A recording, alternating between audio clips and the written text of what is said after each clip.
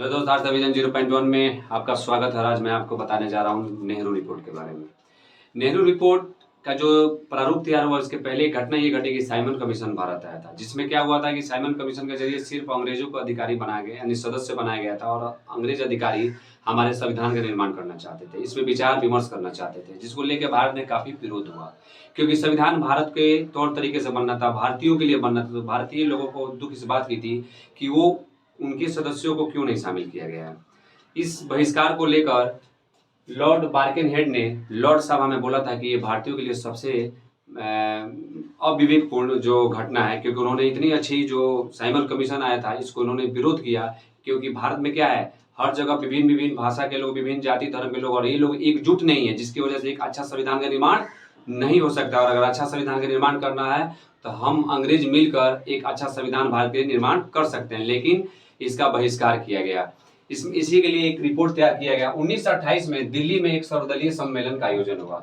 यानी दिल्ली में सर्वदलीय, यानी सभी दल जो कांग्रेस से जुड़े हुए थे, कांग्रेस से अलग थे, सभी दलों ने मिलकर क्या किया, सर्वदलीय सम्मेलन किया। कहाँ? तो दिल्ली में 1928 में।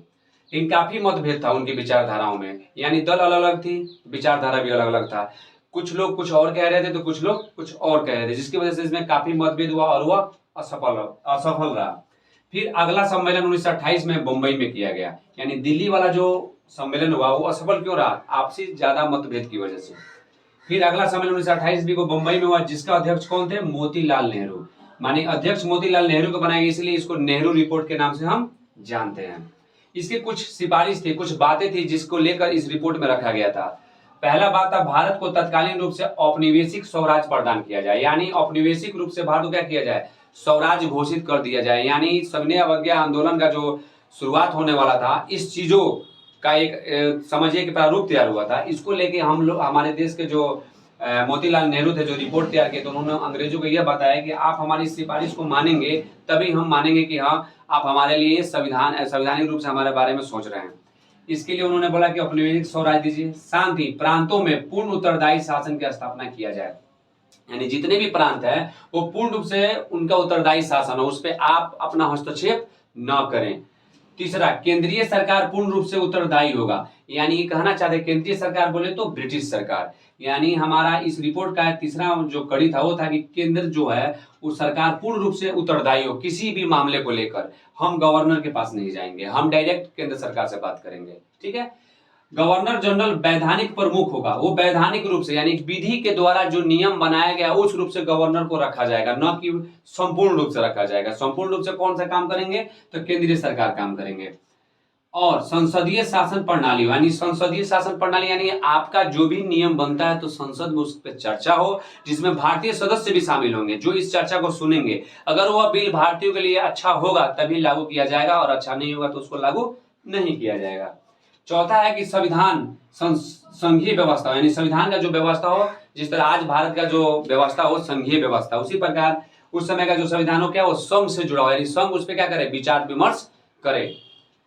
पांचवा, संविधान की व्याख्या के लिए एक उच्चतम न्यायालय के स्थापित, यानी एक उच्चतम न्यायालय, यानी एक सर्वोच्च न्यायालय की स्थापना किया जाए जो संविधान की व्याख्या करे। अगर आप किसी प्रकार से, जैसे आज के दौर में भी देख लीजिए, अगर आपके संविधान के मौलिक अधिकार के साथ अगर केंद्रीय सरकार किसी भी प्रकार से छेड़छाड़ करती है तो आप सर्वोच्च न्यायालय के पास जा सकते हैं, और सर्वोच्च न्यायालय इस पर व्याख्या करके आपको इसके बारे में बता सकती है। तो उसी प्रकार भारतीय लोगों ने कहा कि एक उच्चतम न्यायालय की स्थापना होनी चाहिए।